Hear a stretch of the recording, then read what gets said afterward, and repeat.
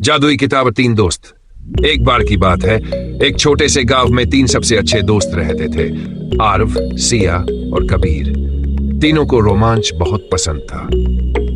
एक दिन वे गांव के पुराने खंडहर में घूम रहे थे कि अचानक उन्हें एक पुरानी धूल से भरी हुई किताब मिली। किताब के ऊपर सुनहरे अक्षरों में लिखा था, इच्छाएं पूरी करने वाली किताब। सिया ने उत्सुकता से किताब खोली तो उसमें लिखा था, जो कोई भी इस किताब के पन्नों पर उंगली रखकर सच्चे दिल से कुछ मांगेगा, उसकी इच्छा पूरी होगी। लेकिन सावधान, लालच करने वालों को यह किताब सजा भी दे सकती है। तीनों दोस्त हैरान रह गए। सबसे पहले आरव ने कोशिश की। उसने आंखें बंद करके कहा, मेरे पास एक प्यारा सा खरगोश होता। जैसे ही उसने आंखें खोली, उसके सामने एक सफेद फुदकता हुआ खरगोश था। तीनों खुशी से उछल पड़े। अब बारी थी कबीर की। उसने सोचा और कहा, काश हमें दुनिया के सबसे अच्छे स्वादिष्ट मिठाइयां मिले।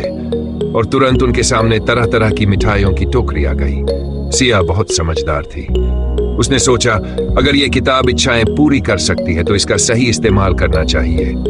फिर उसने कहा, काश हमारे गांव में हमेशा खुशहाली रहे, कोई गरीब न हो और सबके पास अच्छा जीवन हो।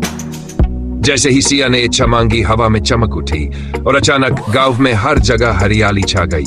लोगों के घर सुंदर हो गए और हर कोई खुशहाल दिखने लगा। लेकिन तभी कबीर को लालच आ गया।